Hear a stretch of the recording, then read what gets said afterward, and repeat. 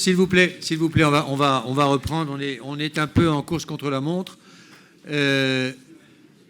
Voilà, malheureusement, la guerre d'Algérie est finie. Les Français d'Algérie sont rentrés en France, ils sont revenus en France ou ils sont venus en France. Donc s'ouvre une période qui est à la fois la période au fond, de l'indifférence, voire de l'hostilité, et en même temps la période où il faut commencer à demander réparation et savoir comment cette réparation s'organise. Et puis c'est la période où s'ouvre d'ores et déjà le champ de la mémoire. Donc je vais demander à M. Guy Lesourd, qui a été directeur de l'Agence nationale d'accueil et d'indemnisation des Français d'Afrique du Nord, M. Jean-Claude Lesourd, de bien vouloir nous décrire cette période et l'action qu'il a pu mener à la tête de cette agence. Monsieur Lesourd, vous avez la parole. Merci, Monsieur le Président. Merci aussi de m'avoir convié à ce colloque qui m'a permis de retrouver un certain nombre de responsables d'associations de rapatriés que je vois dans cette salle. Et j'ai toujours beaucoup de plaisir à les retrouver, car nous avons beaucoup, et je crois bien, travaillé ensemble. Donc, j'ai pour mission de parler de l'accueil, de la réinstallation, de l'indemnisation et, sous un terme plus général, de la réparation dont ont bénéficié les Français rapatriés d'Afrique du Nord. C'est plus facile aujourd'hui de traiter ce sujet car même si les plaies ne sont pas complètement refermées, je dirais que le temps a passé et on peut aborder ces sujets avec un œil objectif et dépassionné. C'est ce que je vais m'efforcer de faire. Quelques chiffres tout d'abord pour fixer les esprits, le nombre des rapatriés, 1 500 000. Ce qu'il faut, je crois, noter, c'est que pour les 2/3, ils proviennent d'Algérie. Les rapatriés du Maroc et de Tunisie constituant quasiment le reste de l'effectif. Rappelons également que s'agissant cette fois-ci de l'indemnisation, les rapatriés d'Algérie, les Français originaires d'Algérie, sont de très loin les plus nombreux puisqu'ils représentent 90% des dossiers d'indemnisation qui ont été déposés et traités. Alors, je voudrais faire deux observations importantes pour commencer. La première, c'est que lorsque les Français d'Algérie sont arrivés en France, rien n'avait été prévu pour les accueillir. Et d'ailleurs, je sais que c'est un souvenir encore très cuisant pour beaucoup d'entre eux. À noter cependant que la loi du 26 décembre 1961 sur la réinstallation avait été votée au préalable, essentiellement pour les gens de Tunisie et du Maroc et régler les problèmes qu'ils avaient rencontrés à leur retour. Les Français d'Algérie ont pu bénéficier de ces dispositions. Je n'entrerai pas dans le détail des mesures de réinstallation, vous les avez là, elles sont de 3 ordres. Les prestations d'accueil qui permettaient aux plus démunis de survivre tant bien que mal. Il s'agissait essentiellement d'allocations de subsistance qui étaient versées mensuellement pendant 1 an. Deuxième type de mesure, des prestations sociales destinées à répondre aux situations d'urgence. Troisième type de mesure, des aides au reclassement qui prenaient souvent la forme de prêts, des prêts de réinstallation ou des subventions de réinstallation. Nous reviendrons sur ce problème des prêts de réinstallation tout à l'heure. Deuxième constatation, l'indemnisation des biens spoliés à nos compatriotes qui avaient dû quitter l'Algérie dans la plus grande précipitation n'était pas prévue dans les années qui ont suivi leur retour. Et cette constatation n'est pas neutre car vous allez le voir, elle va polluer le dossier, je dirais, sur des décennies.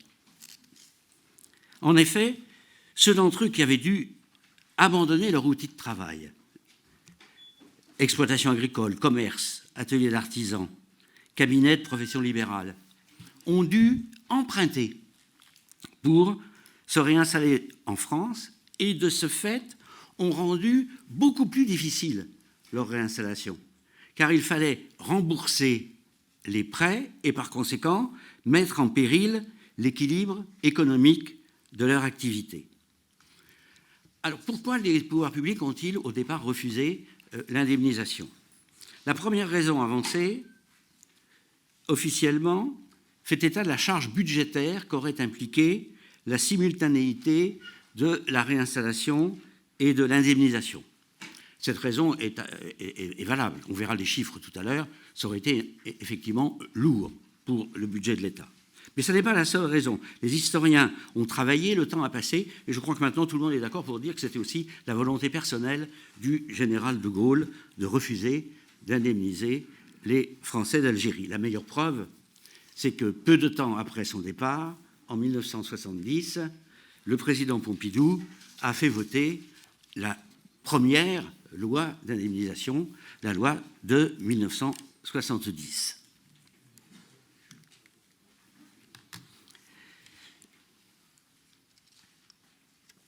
Cette loi constitue la première pierre d'un édifice qui en comportera beaucoup d'autres. Mais elle a le mérite d'exister et de reconnaître le préjudice subi par nos compatriotes lorsqu'ils ont dû partir en catastrophe de chez eux. Alors cette loi repose sur un certain nombre de principes que je vais énumérer, qui sont d'ailleurs indiqués sur la diapositive, qui portent en germe les difficultés que va rencontrer ce dossier pendant toute son existence et générer l'impression que l'État français ne fait rien pour ses compatriotes. Le premier principe, c'est que la loi de 70 est dégressive, c'est-à-dire qu'elle ne s'applique pas sur la totalité de la valeur d'indemnisation, mais elle pratique des abattements. Et d'autre part, elle se situe dans les limites d'un plafond fixé à 260 000 € par ménage. Par conséquent, elle exclut... francs. Vous avez tout à fait raison. Et ça change tout. Et puis en 70, ça serait quand même difficile, oui. Et par conséquent, elle exclut l'indemnisation totale des patrimoines. Le législateur l'a affirmé, l'indemnisation ne peut être que partielle. D'ailleurs, son titre même, c'est la loi de contribution. C'est une loi de contribution à une indemnisation qui doit venir plus tard. Et ce qu'il faut savoir, c'est que pour les gouvernants de l'époque, c'est l'Algérie qui doit payer et les accords d'Évian doivent être appliqués. On feint de croire qu'ils seront appliqués puisqu'ils prévoient que l'État algérien doit indemniser les Français qu'ils ont spoliés. Mais je crois qu'il y a une autre raison, c'est qu'on veut éviter la contagion, tout effet de contagion dans les pays qui seraient tentés de faire la même chose. Donc, premier principe, on a vu qu'elle était dégressive. Deuxième principe, la valeur des biens indemnisés est exprimée en appliquant des barèmes qui sont déterminés pour chaque territoire et par nature de bien en Conseil d'État. Ces barèmes qui accompagnent la loi d'indemnisation présentent, j'allais dire, un inconvénient majeur, enfin plusieurs inconvénients, mais le principal, c'est qu'ils sont forfaitaires. Et alors, comme tout barème forfaitaire, vous avez ceux qui sont dont la réalité est au-dessus du forfait qui sont lésés, et ceux dont la réalité est en dessous du forfait et qui en bénéficient, mais eux, ceux-là, ne disent trop rien. Alors, ces barèmes forfaitaires, ce n'est pas tout à fait vrai des barèmes agricoles, qui sont beaucoup plus proches de la réalité, beaucoup plus détaillés. Parce que pendant l'élaboration de ces barèmes, les agriculteurs d'Algérie, qui étaient très bien organisés, avaient participé de très très près à ce travail et avaient obtenu, disons, un détail dans la définition des valeurs d'indemnisation qui était tout à fait acceptable. En revanche, pour les biens immobiliers, c'était vraiment un forfait, c'était taillé à la serpe. Puisque pour certains d'entre vous le savent, mais l'Algérie était divisée en 3 zones. Alger, les grandes villes, Oran, Constantine, et le reste du pays. Et un appartement, disons, de 2 pièces et de 50 mètres carrés était indemnisé exactement pour la même valeur s'il se situait rue Michelet ou dans une des banlieues populaires de la ville. Donc vous voyez qu'il pouvait y avoir des disparités. C'était encore pire avec l'indemnisation des professions libérales, industrielles ou commerciales, puisque les barèmes étaient fondés sur les dernières déclarations fiscales, qui ne tenaient par conséquent pas compte, qui négligeaient le fait que l'activité économique, c'était pour beaucoup d'entre eux, effondré dans les dernières années. Et par conséquent, on calculait l'indemnisation sur les toutes dernières déclarations fiscales, ce qui pénalisait effectivement ceux qui étaient concernés. Troisième principe, les paiements étaient étalés sur 10 ans. Et la loi ne comportait aucun système d'indexation sur le coût de la vie. Or, rappelez-vous, ces années 70 sont des années de très forte inflation. Moi, je me souviens, il y avait des taux de 13-14%. Pendant plusieurs mois, ça a été les taux pratiqués. Donc, quand vous êtes payé d'une somme étalée sur 10 ans sans indexation, alors que l'inflation est de 13 ou 14%, inutile de vous dire que vous avez l'impression d'être payé en monnaie de singe, ce que beaucoup d'entre vous, parmi les rapatriés d'Algérie concernés, ont tout à fait ressenti.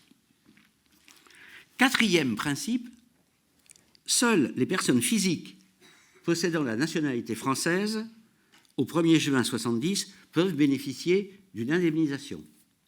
Alors ça exclut les sociétés, ça exclut aussi les enfants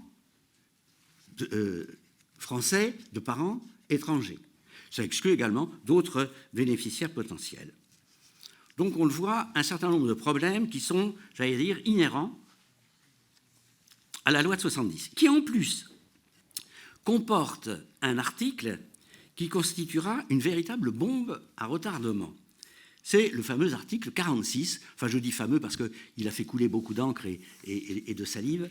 Cet article 46 qui prévoit que les prêts de réinstallation, on a vu tout à l'heure que les rapatriés, puisqu'il n'y avait pas d'indemnisation, avaient dû s'endetter et souscrire à des prêts de réinstallation. Eh bien, ces prêts de réinstallation devaient être déduits obligatoirement de l'indemnisation.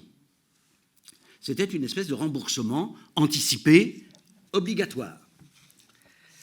Alors, je dirais que ça n'aurait pas posé de problème si, par ailleurs, les rapatriés endettés, non indemnisés, il y en avait aussi, hein, qui, eux, avaient rencontré les difficultés que j'évoquais tout à l'heure et obtenu un moratoire, c'est-à-dire une suspension du paiement des intérêts et du remboursement en capital.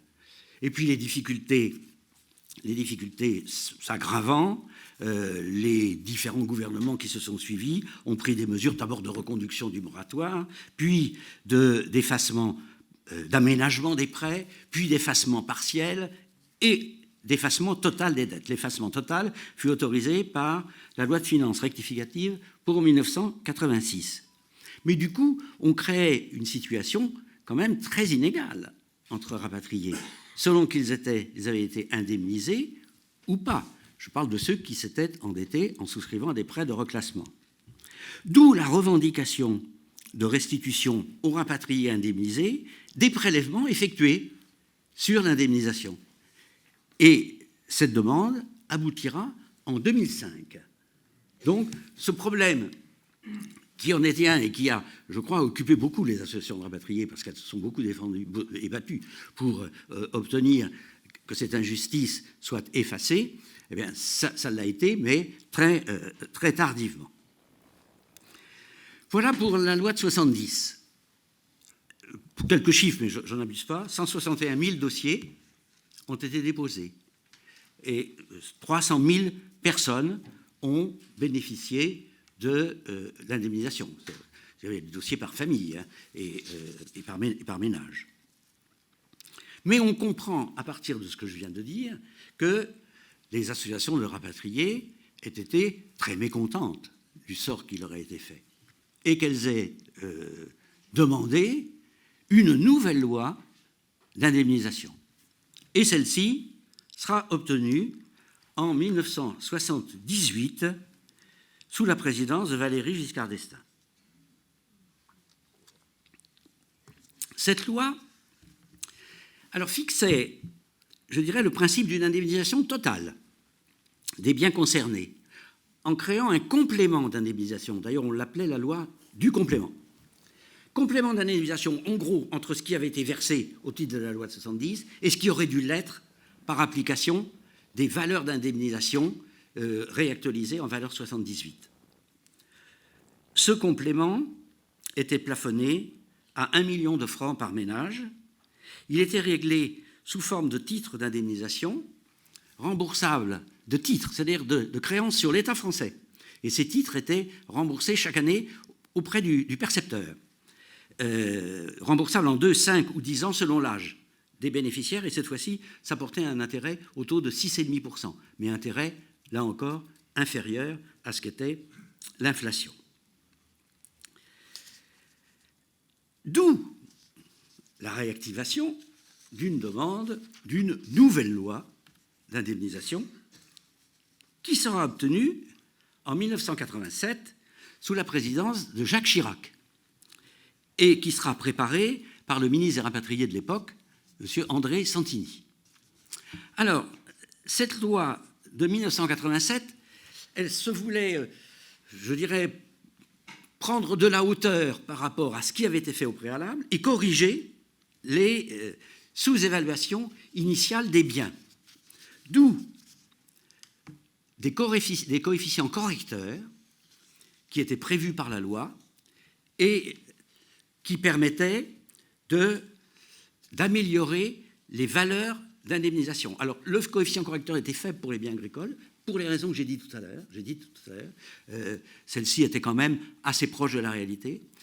Il était tout à fait correct pour les biens immobiliers et il était important pour les biens concernant les professions libérales, les industries et les commerces, dont je dit tout à l'heure qu'ils avaient été particulièrement maltraités. Donc, on refaisait une moulinette des valeurs d'indemnisation et on versait aux bénéficiaires la différence entre ce qu'ils avaient reçu et ce qui découlait de l'application de la loi de 87. Mais le paiement de cette loi était également étalé dans le temps, sur 13 ans, et sans intérêt. On arrête pour l'indemnisation et, entre-temps, avait été voté, mais là je vais vite car ce sont des mesures importantes, mais qui sont ponctuelles, une loi dite meuble meublant, c'est-à-dire qui était censée indemniser les meubles que les Français avaient perdus en quittant leur maison. En fait, c'était une mesure d'ordre de nature sociale, puisqu'elle était complètement déconnectée de la perte de meubles, mais ça consistait uniquement à allouer aux rapatriés justifiant d'un revenu inférieur au SMIC d'une somme forfaitaire de 10 000 francs par ménage. 100 000 rapatriés en profiteront.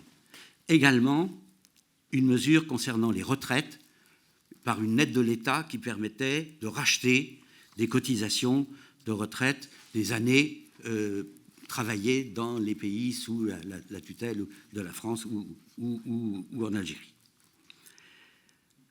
Enfin, pour être tout à fait complet sur les mesures d'indemnisation, j'indiquerai les dispositions qui ont été prises en faveur des membres des formations supplétives. Je préfère ce terme à celui de harki, mais le terme de harki est tellement communément utilisé que je l'utiliserai également.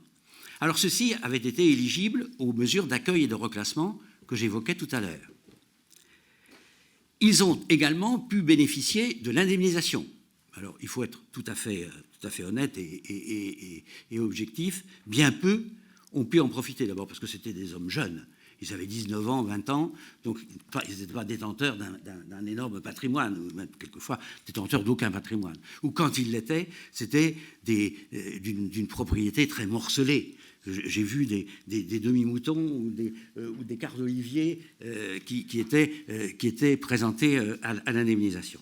Et c'est la raison pour laquelle, dans le cadre de la loi de 87, la loi dite Chirac que j'évoquais tout à l'heure, a été prise une mesure qui, outre qu'elle leur reconnaissait le droit à réparation en raison de leur engagement pour la France, elle prévoyait une allocation forfaitaire de 60 000 francs et qui a été complétée 7 ans plus tard, en 1994, par une allocation complémentaire de 110 000 francs. 18 000 allocations au total ont été servies. S'est ajouté ensuite, en 1999, une rente viagère de 9 000 francs par an, soumise à des conditions d'âge, c'était versé aux plus de 60 ans, et de ressources, c'est-à-dire les personnes qui n'avaient que le minimum vieillesse. Elle a bénéficié à 5 500 supplétifs environ. Si maintenant je vais vite, Monsieur le Président, pour rattraper, si possible, le temps qu'on a un peu, le retard qu'on a un peu sur l'horaire, quel a été le coût global de l'ensemble de ces mesures? Alors, les chiffres que je vous donne sont des chiffres actualisés en valeur 2002. Vous voyez que ça représente plus de 32 milliards d'euros, dont 15 milliards pour l'indemnisation. Alors, j'ai été destinataire, j'ai vu Mme Chavrondier, pas très loin, j'ai été destinataire d'un document de la MAFA, très récent, qui fait état d'une actualisation de valeur 2013, avec des chiffres forcément un peu supérieurs. Donc, moi, je me suis limité aux actualisations officielles qui ne datent que de 2002 et qui font état de chiffres plus faibles, mais l'ordre de grandeur est le même. Alors, en dépit de ces sommes versées, qui ne sont quand même pas négligeables, l'impression générale qui domine chez les bénéficiaires, chez ceux qui ont été destinataires de ces différentes mesures ou prestations, c'est une immense insatisfaction. Personne n'est content. Je ferai un sondage dans cette salle. Personne n'est content de ce qui a été fait, de la façon dont ça a été fait. Et effectivement, il y a beaucoup de problèmes qui se posent et qui légitiment cette insatisfaction. D'abord, je voudrais, ça c'est pas une réponse, mais c'est une remarque, c'est que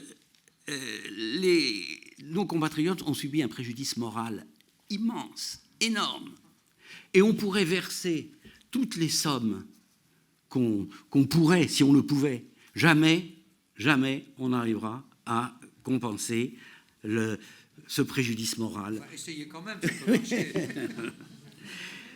Deuxième réponse, c'est ce que j'ai dit tout à l'heure, c'est que dès le départ, on a pris du retard sur l'histoire et que l'histoire a couru ensuite, après les faits, et que toutes ces mesures qui venaient s'ajouter les unes aux autres étaient toujours très incomplètes parce qu'elles ne prenaient pas en compte ce gap, ce retard pris avec les 10 années, les 20 années même, puisque de 62, 82, c'est à peu près le dernier paiement de la loi de 70 s'est fait dans les années 82. Troisième réponse, c'est qu'en multipliant les mesures et en les empilant les unes au-dessus des autres, comme un millefeuille, mais les bénéficiaires ont eu l'impression d'un saupoudrage qui, à chaque fois, ne pouvait donner qu'un sentiment d'insatisfaction. Enfin, la quatrième réponse, c'est que ce dispositif, je l'ai noté au passage à chaque fois que c'était notable, a exclu de très nombreuses situations et a suscité le légitime mécontentement de tous ceux qui étaient exclus. Ce sera ma conclusion, mais je voudrais rebondir sur le titre de ce colloque, un destin inachevé. Disons, là, je crois que ça a été le sens de mon propos, une réparation inachevée. Merci.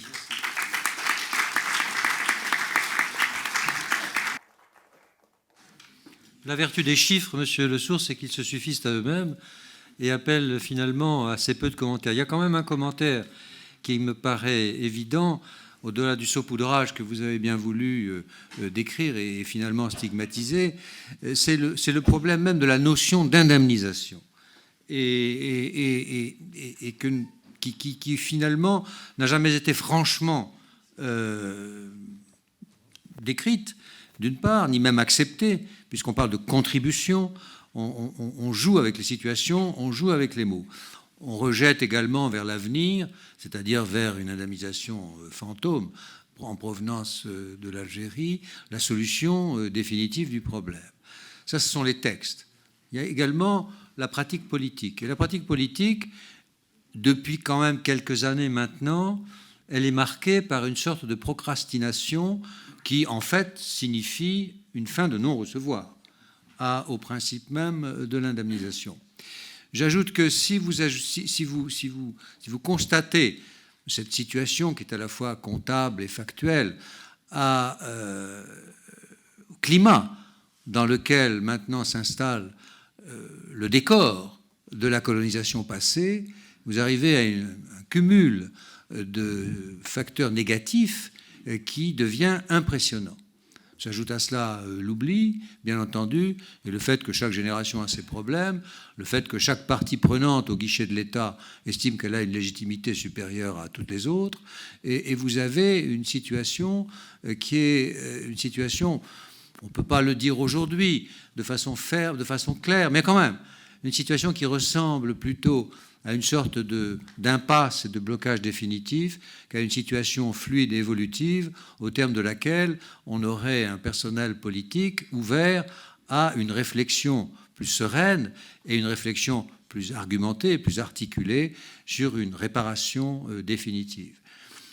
C'est une situation de fait, on le constate. Et quand je vois également le fait que, au fond, maintenant, le problème de la réparation matérielle passe derrière l'écran, que ce qui est devant, c'est toujours le problème de la mémoire. Voilà. La mémoire tente à venir recouvrir d'un manteau au demeurant très légitime une situation de fait qui marque la fin du problème de la réparation matérielle. Ou en tout cas, sinon la fin déclarée, du moins un processus au terme duquel cette réparation matérielle devient de plus en plus improbable, voire de plus en plus difficile, même ne serait-ce que même à exprimer, à défendre. Donc c'est quelque chose qu'on le constate. Il ne faut pas probablement baisser les bras sur ce point, parce que les principes du droit civil français, et qui sont ceux qui devraient nous animer, marie bien en permanence le principe de la réparation morale et le principe de la réparation matérielle. Les larmes ont un prix. Et ce prix, visiblement, n'a pas été payé.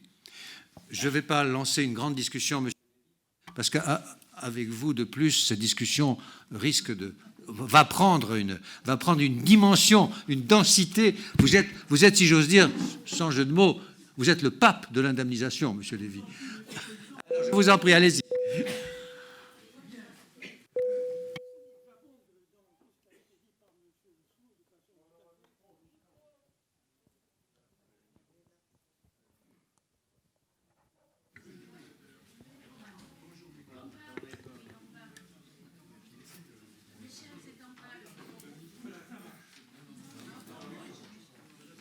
Venez là-dessus.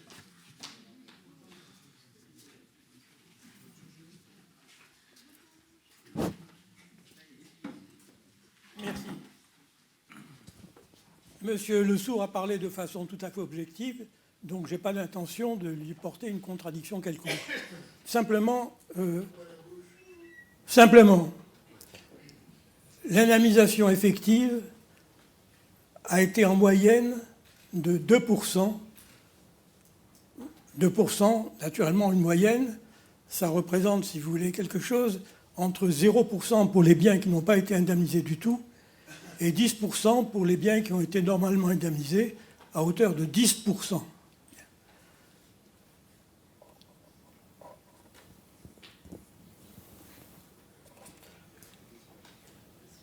L'inflation entre 1962 et aujourd'hui, puisqu'il reste naturellement des biens à indemniser, n'a été compensée par les différentes lois que d'un facteur 2 en moyenne.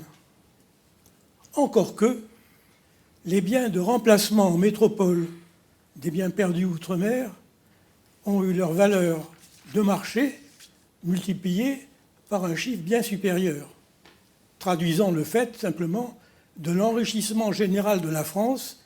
Aujourd'hui, la France est 4 fois plus riche qu'elle n'était en 1962.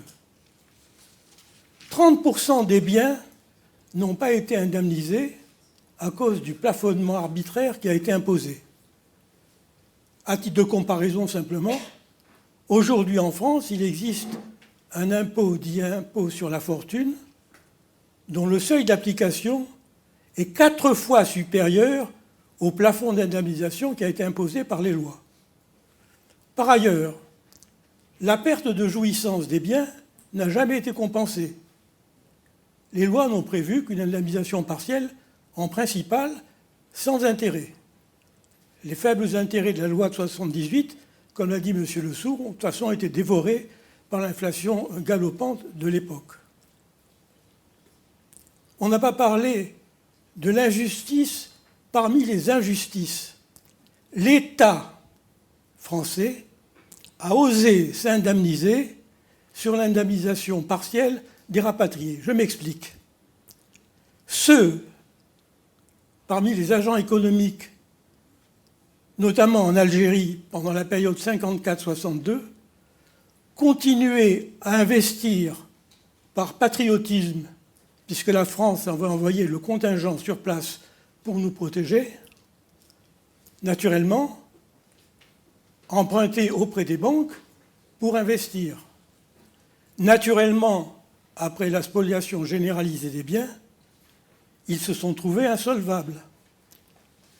Les banques, qui étaient dans leur grande majorité des filiales des banques métropolitaines, pour la raison que les banques métropolitaines avaient été largement nationalisées par la loi de 1947, ont poursuivi en métropole les courageux qui avaient tout perdu.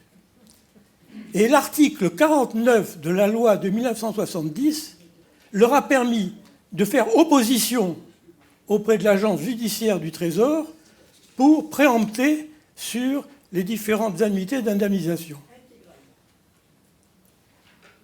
Donc le problème, si vous voulez, n'est pas réglé. On va dire que le problème, il est réglé par les cimetières, puisque naturellement, les rapatriés indemnisables de 1962 étaient non seulement adultes, mais ils avaient déjà une quarantaine d'années pour avoir un patrimoine éventuellement significatif. Ils ne sont plus là.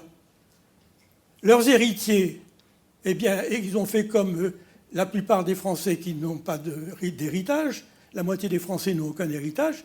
Il a bien fallu qu'ils fassent leur place dans la vie. Ils ont été éduqués, instruits, ils se sont battus, ils vivent normalement. Mais ces héritiers continuent, pour le principe, à demander une ultime loi d'indemnisation, parce que le non-dit de tout ça, c'est que les biens perdus étaient des biens impurs. C'est la raison, ça a été dit d'ailleurs par un ancien Premier ministre dans les années 60. Dans ces conditions, nous ne sommes pas, si vous voulez, des jusqu'au-boutistes sur le plan matériel. Actuellement, le Groupement national pour l'indemnisation des biens spoliés outre-mer, dont j'ai l'honneur d'être le président, à la suite notamment de René Sclapès, que beaucoup d'entre vous ont connu, se borne à demander une loi qui s'étendrait dans son exécution sur 20 années et qui jouerait le jeu de l'intérêt général dans la mesure où ce que nous demandons, ce n'est pas que les annuités soient servies en numéraire, mais qu'elles soient obligatoirement, par un mécanisme incontournable, ces annuités investies dans l'intérêt général, c'est-à-dire en logements sociaux et en résidences pour étudiants, puisque c'était un des programmes prioritaires de la majorité actuelle. Merci de m'avoir écouté. Merci, monsieur. Merci. Très bien. Écoutez, je suis désolé pour une dernière... Mais je vais...